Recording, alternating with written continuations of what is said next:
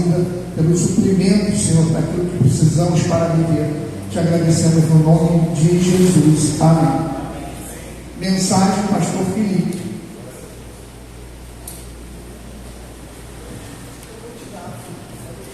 Boa noite, na igreja.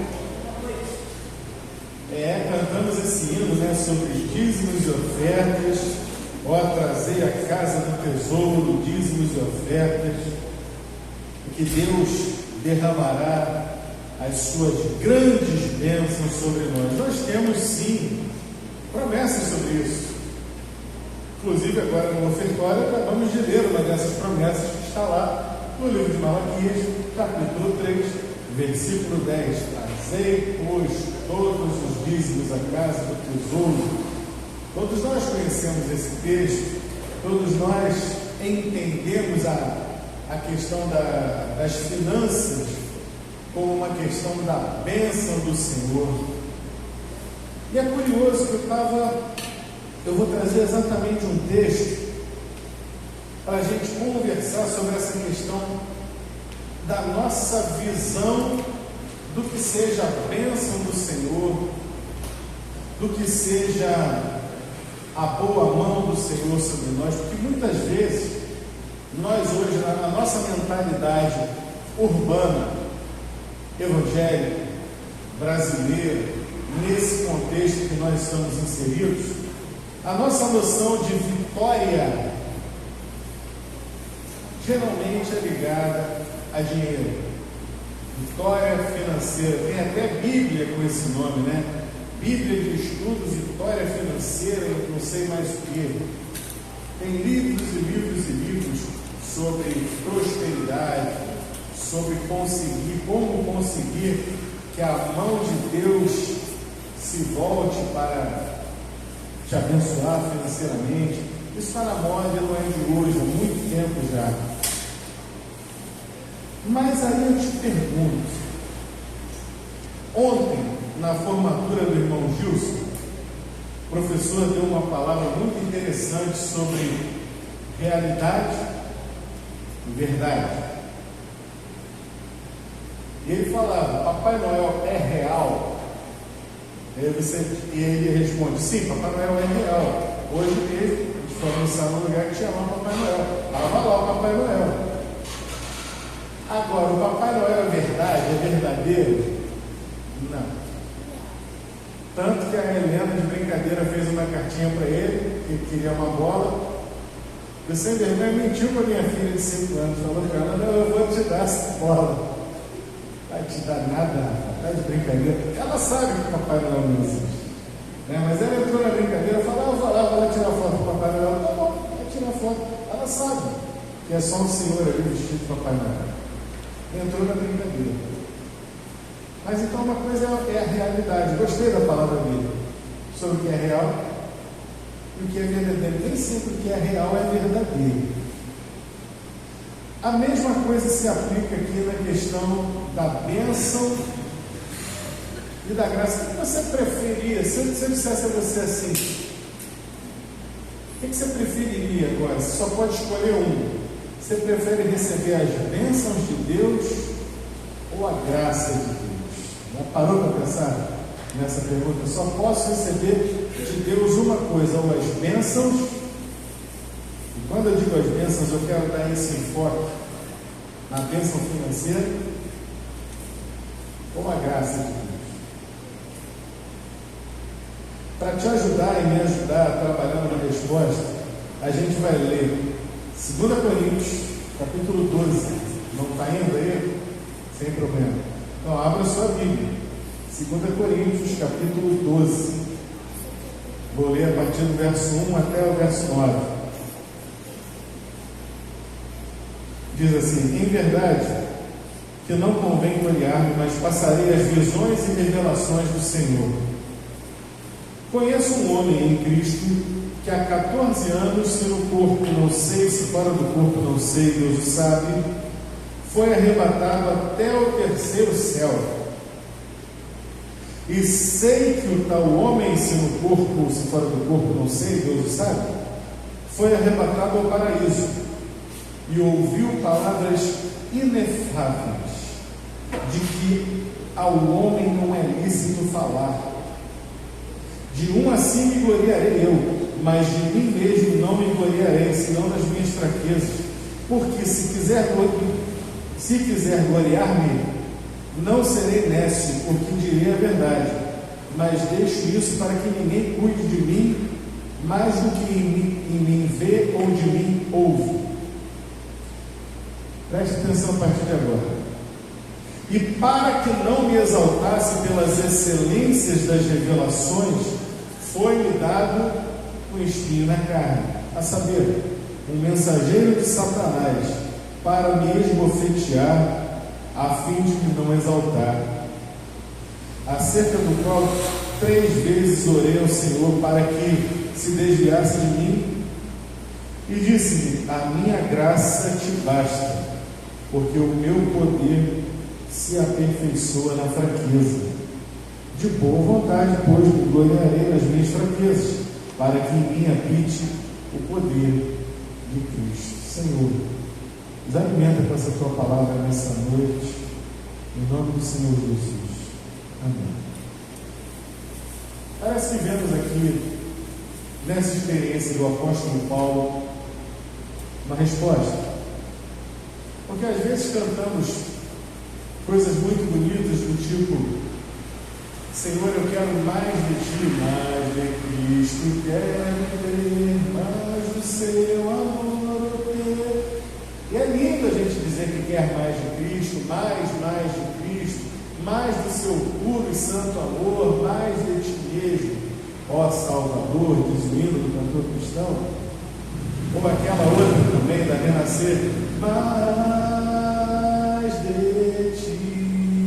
É bonito a gente cantar isso. Mas é preciso que nós coloquemos em perspectiva se o que nós queremos é Cristo, ou o que nós queremos são as bênçãos que Cristo pode nos dar. E eu ouso dizer, meus irmãos, é preciso termos muito cuidado com isso, muito cuidado. Porque pode ser que estejamos olhando para as mãos abençoadoras de Deus, a busca de melhorar de vida, de termos mais conforto, de termos uma família que nos agrade, de vivermos da forma que mais nos agrada. E estejamos nos esquecendo do Senhor que disse: se alguém quer vir após mim, primeiramente, negue-se a si mesmo. Portanto, é interessante que nós olhemos para dentro de nós e vejamos o que eu estou buscando, qual é o centro, o cerne das minhas orações. É que eu fique mais parecido com Cristo, e isso sim é vitória, que eu fique mais parecido com Cristo, que eu busque a face do Senhor e não as suas mãos, que eu possa verdadeiramente ser um servo que honre o nome do meu Senhor. Paulo vai dizer, nas suas diversas aflições, ele vai falar: olha, eu sei passar sufoco como eu sei estar bem de vida. E tem mais, nada nesse mundo vai nos afastar do amor de Cristo. Não há de ser nudez, perigo, espada ou qualquer outra criatura, fome, nada vai nos separar do amor de Cristo, de Deus que está em Cristo Jesus, nosso Senhor. A vitória na vida do crente é uma vitória interior. Por que não é essa vitória que o mundo apregou? A vitória de ter dinheiro, de poder trocar de carro, de poder estar numa boa, curtindo férias fora do país e tantas outras coisas que as pessoas desejam e que são coisas legítimas, são coisas legais, mas que não são coisas que devem encher os nossos olhos. Não consigo ser feliz se não for assim. Não consigo ser feliz se a minha vida não estiver repleta com essas coisas. Se eu não puder ir na churrascaria uma vez a cada mês, se eu não puder gastar tanto dinheiro por mês, não, tem que saber, o crente tem que saber viver bem, Mas o crente tem que saber que mesmo na pindaíba, no pior momento, Deus é por ele. E isso não é falta de vitória, isso é bênção. Isso é bênção, porque o Senhor está conosco. Jó é um exemplo para nós. Jó era rico. Jó era rico, o homem tinha tudo do bom e do melhor. Perdeu tudo. Mas o coração de Jó não estava nas riquezas. O coração de Jó não estava nas ovelhas, nos camelos, nos cabritos, nas terras, não estava em nada disso.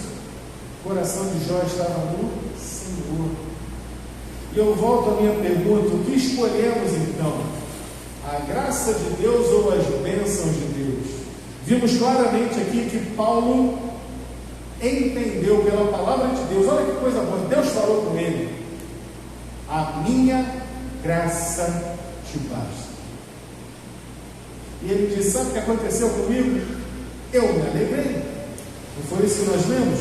De boa vontade me gloriarei, a minha glória estará nas minhas fraquezas, para que em mim habite o poder de Cristo. Meus irmãos, gravem isso nas suas mentes. Nem sempre a bênção é suficiente. Por quê? Porque não existe limites para a nossa mente, o nosso coração desejarem bênção. Se Deus hoje te dá uma família, você quer crescer essa família. Se Deus te dá uma casa, você quer que a sua casa seja a mais bonita, você quer ornar a sua casa com as melhores coisas. Se Deus te dá um carro, você quer já trocar por um carro mais novo. Se tudo que Deus te dá, você vai querer sempre mais. Isso é a natureza humana. A bênção de Deus tem o seu lugar, e nós cremos nisso, mas a bênção nem sempre é suficiente, e sempre queremos mais bênçãos.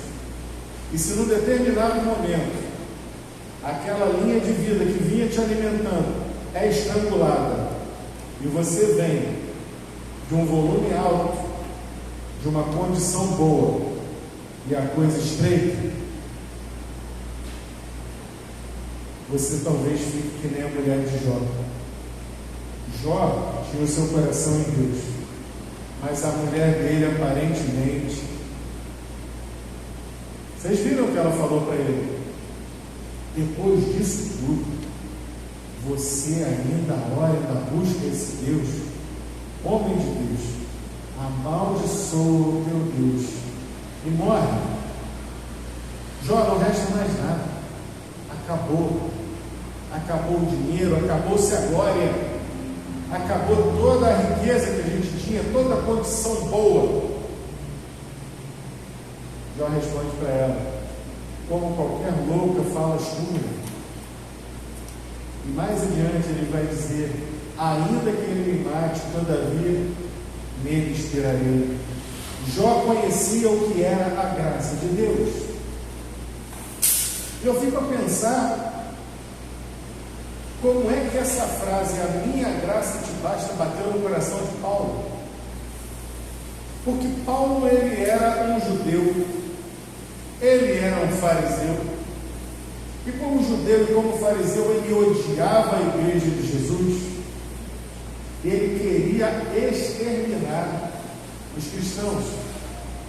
Ele conseguiu cartas dos principais sacerdotes para que ele atravessasse o país, saísse do país, fosse para outro país, para a Síria, e lá na cidade de Damasco ele ia matar os cristãos.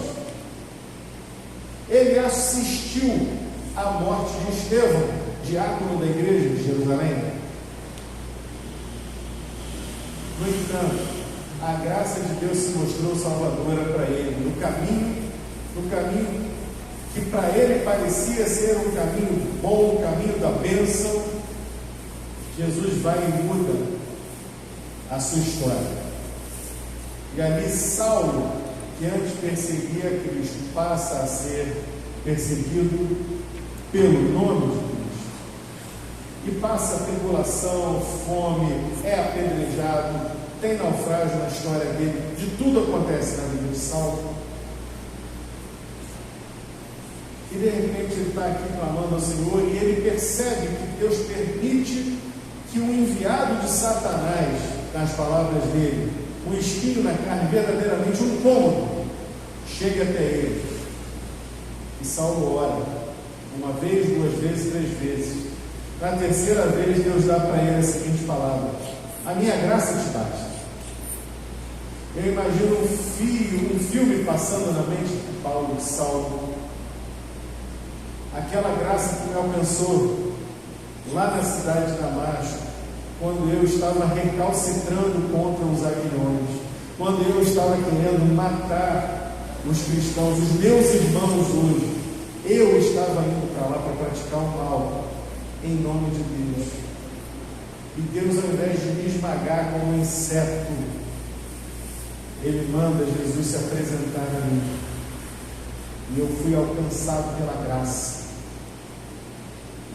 Ele retrocede e diz: então, deixa doer, deixa o espinho machucar, porque se é para receber da graça de Deus, se é para receber, como é que ele diz aqui?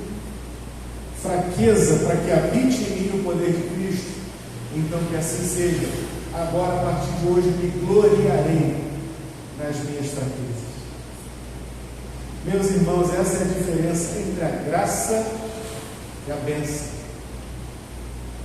O povo hoje por aí está atrás da bênção. A bênção é maravilhosa. A bênção é deliciosa. A bênção é desejável. E Deus se alegra em nos dar as bênçãos. Mas às vezes nós somos como crianças. Nós queremos bênção, e mais bênção, e mais bênção, e mais bênção, e mais bênção, e ficamos viciados. A bênção vicia, mas a graça sustenta. A bênção até vicia, mas a graça é o que sustenta. Aquilo que o povo recebeu lá no deserto, antes de receber o leite e mel na terra prometida, receberam maná no deserto. O maná foi a graça. Era o suficiente para que eles sobrevivessem, para que eles passassem aquele tempo ali de travessia no deserto. As roupas, eu fico pensando nas irmãs, as roupas não se envelheceram durante 40 anos, aquelas mesmas sandálias que saíram do Egito, caminharam por 40 anos, passando de geração para geração, da filha maior para o filho menor, e vai passando. As roupas não se envelheciam e foram passando pelas gerações. Imagina a mulherada trocando: não aguento mais essa túnica, toma essa para você, me dá essa outra aqui, um troca-troca lascado. Todo mundo com a mesma roupa por 40 anos. Podia não ser o desejado, podia não ser a bênção esperada do linho fino do Egito, mas era a manifestação da graça, era um favor imerecido. Aliás, essa é a própria definição de graça: favor imerecido. E quando a graça vem, enquanto a bênção não vem, quando o espinho não é retirado, isso não significa que Deus não nos ama. Como eu olho para a minha história, eu vejo isso. Quando o espinho não é retirado, quando a bênção tão desejada não vem, pode acreditar em mim que eu já passei por isso. A graça basta. A graça é suficiente. A graça é a verdade que sustenta a nossa fé, que não nos deixa esmorecer. A graça de Deus é maior que a bênção. A bênção de Deus é desejável, é maravilhosa e é muito boa. Você quer ver um exemplo da graça? A Bíblia nos diz em Romanos capítulo 3, versículo 23: todos pecaram e destituídos estão da glória de Deus. Todos nós nascemos pecadores. Em Romanos capítulo 6, verso 23, ele vai estender o assunto para explicar qual é a implicação disso. Todos pecaram. No versículo capítulo 6, versículo 26 de Romanos vai dizer: porque o salário do pecado é morte. Portanto, se todos pecaram, sobre as nossas vidas mereceríamos o quê? A morte, a condenação eterna ao inferno. Mas Romanos 10:13 diz que todo aquele que invocar o nome do Senhor será salvo. Em João capítulo 3, versículo 16, Deus amou o mundo de tal maneira que deu seu Filho unigênito, para que todo aquele que nele crer não pereça, mas tenha vida eterna. Isso é graça. Não é o que merecíamos. O que merecíamos era a condenação, mas o Senhor nos deu a graça. E tem um autor chamado Steven Lawson que lançou essas ideias da seguinte forma: as pessoas que vão para o inferno merecem estar lá. Sim, se todos pecaram, e se o salário do pecado é a morte, todo mundo que está no inferno merece estar lá. Mas ele complementa: as pessoas que vão para o céu não merecem estar lá. A primeira é a justiça, a segunda é a graça. A justiça de Deus requer que o pecador seja punido pelo seu pecado. A graça de Deus nos deu a bênção que é maior do que todas as bênçãos, a salvação pelo sangue do Cordeiro de Deus, que tira o pecado do mundo. Portanto, meu amado, minha amada, leve isso para a sua meditação nessa noite, para a sua semana. Não há nada melhor do que a graça de Deus. A bênção de Deus é legal, é boa, é desejável, mas que a bênção de Deus não seja o objetivo final da tua vida. Muito pelo contrário, busque viver grato e agradecido, e viver como quem recebeu a graça de Deus. O maior, o melhor que você podia ter recebido de Deus, você já recebeu, que é a sua graça, que é a sua graça salvadora, que é o sangue de Jesus vertido na cruz do Calvário. E a Bíblia vai nos dizer em outra oportunidade: ora, se Deus, sendo nós ainda pecadores, nos deu o seu Filho, quanto mais não nos dará com Ele também todas as demais coisas? Deus não deixa de nos dar bênçãos porque Ele nos deu sua graça. Uma coisa não exclui a outra. Ele vai nos dar bênçãos. Agora, se nos reconhecemos como objeto da sua graça e somos escravos, servos de Cristo, pois Ele é o nosso Senhor e também o nosso Salvador, para que virão as bênçãos? Para gastarmos da maneira que quisermos, vivemos uma vida nababesca, ou para vivermos de acordo com a vontade do Senhor, ou para fazermos aquilo que é bom, perfeito e agradável segundo a vontade do Senhor? A bênção até os meninos querem. Qualquer crentezinho recém-convertido, ou mesmo aquele crente que é antigo de igreja, mas que não cresceu na graça e no entendimento, ele quer a bênção de Deus. Agora, reconhecer a graça de Deus, aí é só para quem já está amadurecido na fé. Quem já é maduro na fé reconhece: se eu cheguei onde cheguei, se eu estou aqui, é porque eu não merecia nada. Eu merecia condenação. Eu recebi de Deus a graça. Não tenho do que reclamar. Tenho que agradecer ao Senhor, porque ainda que me falte tudo, eu tenho salvação em Jesus Cristo. Tinha um canto que eu gostava muito que a gente cantava, que dizia assim: me falte água ou alimento ou suprimento para o amanhã que vem, Se nos meus olhos me faltasse toda a luz, só não me falte a presença de Jesus. Cristo é suficiente. A graça é suficiente. Ele é a razão da minha, da sua vida? Ou estamos atrás das bênçãos? Nós precisamos avançar, meus irmãos. Precisamos amadurecer. Precisamos reconhecer que a bênção de Deus, sim, a Bíblia diz isso, a bênção do Senhor é que enriquece e não traz consigo dores. Mas também precisamos entender, principalmente isso, nós somos alvos da graça de Deus. E ainda que não venha aquela bênção que a gente quer, do céu se abrindo, né? das comportas do céu se abrindo, do dinheiro fluindo, das coisas indo na direção que a gente gostaria que fosse, ainda que a coisa se estreite, a graça sempre será suficiente. A graça de Deus nos basta.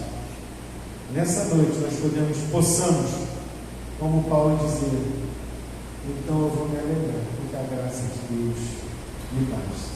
Amém, meus irmãos? Nosso Deus complementa essa palavra nos nossos corações.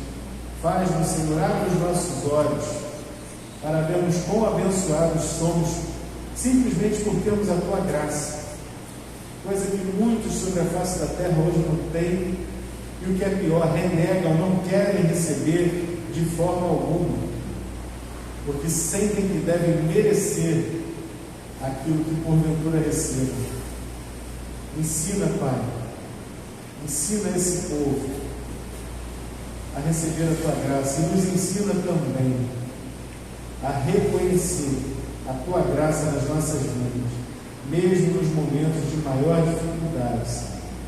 A Tua graça é maior que a vida, a Tua graça é maior que a Tua bênção, Pai. O Senhor, o doador das bênçãos, seja muito mais importante nas nossas vidas do que as bênçãos que o Senhor nos dá. Que sejamos uma igreja de gente madura, fortalecida na fé e no conhecimento do Senhor, a cada dia. Isso te rogamos, em nome do Senhor Jesus, por quem oramos. Amém.